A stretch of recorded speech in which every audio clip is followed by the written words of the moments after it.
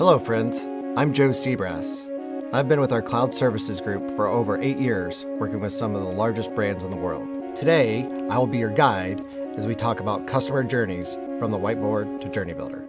Today we're going to discuss 3 things. First, journey planning. Second, discussing how to take those visual maps and model them in Journey Builder. And then finally, bring it all together with a demo. So it all starts with a whiteboard, planning your campaigns and virtually mapping them out. In our example, we actually have a series of communications, an existing drip campaign where we're trying to communicate information about attendees of an event. Now, it's a very successful campaign, but we want to take that to another level. So what would that look like if we went from a drip level campaign to a data-driven journey? So what is Journey Builder? Well, Journey Builder helps you take that visual map and model it. It's our marketing automation platform that allows you to listen, connect, and automate customer journeys. We have a drag and drop interface. It allows you to measure engagement, and then we provide a series of activities for you to guide those customers down. Let's take a look at Journey Builder in the app. So now we're actually in Marketing Cloud in the Journey Builder app, and we're going to look at the entry source for this journey, which is we take anyone who is actually registered for an event, and then we guide them down their specific path so that they can get useful information about the conference. Also, on the top right-hand corner, we actually have the goals section, and you're allowed to have 1 goal per journey. In addition to the goal setting, you can control whether or not once a customer actually meets that goal, whether or not they stay in the journey and continue to the end, or if they're actually ejected out of that journey immediately. So now we have our existing journey, and customers, based upon the registration date, are progressing nicely through it. But one of the members of our team says, what about people that just registered? Because right now, we're only guiding people down the path based upon their registration date. And with the amount of waits that we have, they would not be able to get all this information in an expedited amount of time. Therefore, we need to create a fast track. And how we do that is we go and create a new draft. So now we're actually in the Journey Builder canvas and in draft view. Along the left-hand side, you will see all of the different activities that are available. In our example, for the top 2 paths, we have existing customers progressing through there. Now what we want to do is create this fast track path. So the first thing I'll do is I will select an email.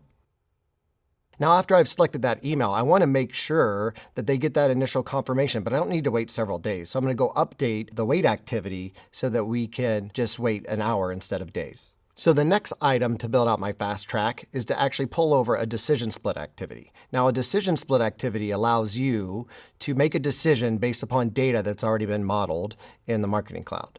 So we want to check to see if we actually have the customer's permission to send them a mobile message. Now based upon whether or not we actually have permission to do that, along the positive path, we will send a mobile message. And if we don't have permission to send the mobile message, then we will actually send that message number 2 through the channel of email. Now for our third and final communication, we actually want a very consistent call to action. We want our customers to download this mobile app. So we want them to both have the same treatment. So to do that, we're actually going to combine those paths with what we call a join activity. And then finally, we're going to select that last email and add it onto the canvas. At this point, you can see that we've actually been able to map out that journey, and we haven't even configured anything yet. This is a really cool feature of Journey Builder that allows you to take that concept from the whiteboard and model it out so you can visually see how that path would work. Okay, now what we're going to do is actually go in and configure each one of these activities. The first one we're going to configure is email. We select our first message. And then we're provided all of the standard configuration options with regards to pre-header, sender profiles, all the normal things that you would expect, and then a summary screen.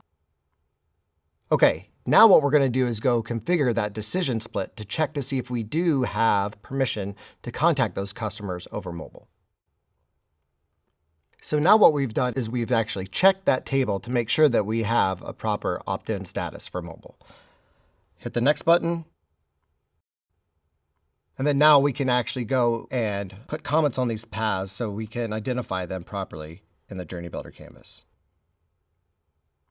Okay, now we have our decision split. And if I mouse over that, you can see the 2 different paths. So next, we're going to go and configure the mobile message. And then if we don't have permission for mobile, we'll go ahead and select email message number 2.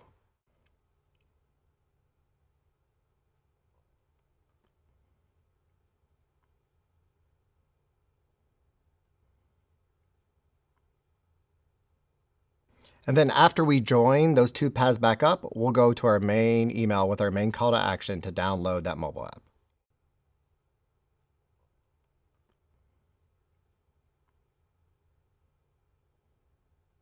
So as you can see, in just a couple minutes, we're actually able to create a new version of this journey. So anyone who's pre-existing, already registered a month ago, is continuing down their existing path in that previous version. But now, as soon as I activate this journey, anyone net new will actually go down this fast track path. So there are a couple other activities I'd like to show you that are available on the Journey Builder canvas. First, we're going to talk about a random split. And a random split lets you do A, B, C testing up to 10 branches, and you can control the distribution however you see fit. The next activity that we're going to look at is what we call an engagement split. Now, an engagement split is important because it allows you to check whether or not a customer has actually opened or clicked a specific link in an email.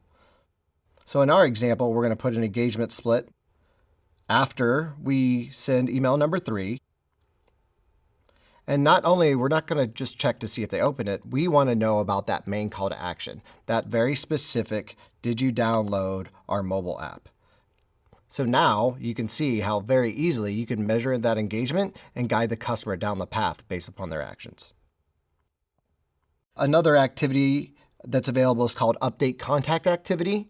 The Update Contact activity allows you to update any data source in Salesforce Marketing Cloud. Now, it's not designed to do hundreds of data operations. It's designed for key milestone data so that as your customer progresses through that path, you can actually update those key items. Now, in our example, we want to know anyone who's went down the fast track path, we want them to be able to be identified properly. So we'll do this Update Contact. So now we're going to configure the table that we want to update.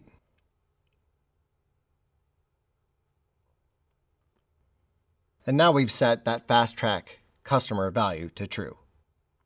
So when anyone goes down that fast track customer path, we can actually note that and store that in the Marketing Cloud so that we can use that for other retargeting. Now, the final activity we're going to look at are the Sales and Service Cloud activities. Now, if you have Marketing Cloud Connect, which is the integration between Sales and Service Cloud with Marketing Cloud, you get these extra activities. And one specifically that I'm going to call out is this Choose Object activity. The Choose Object activity allows me to select any Sales or Service Cloud object, both standard and custom objects. And I can define whether or not I want to create new records or I just want to update existing records upon that. So this is really powerful because it shows you that you can update both Marketing Cloud data as a customer is progressing through the journey or Sales and Service Cloud data. This concludes our presentation on going from whiteboard to Journey Builder. Once again, I'm Joe Seabrass with Cloud Services. Cloud Services helps you get the most out of Salesforce. Our portfolio delivers a level of engagement that's right for you. If you'd like more information on Cloud Services, please contact your account representative. Thank you for watching.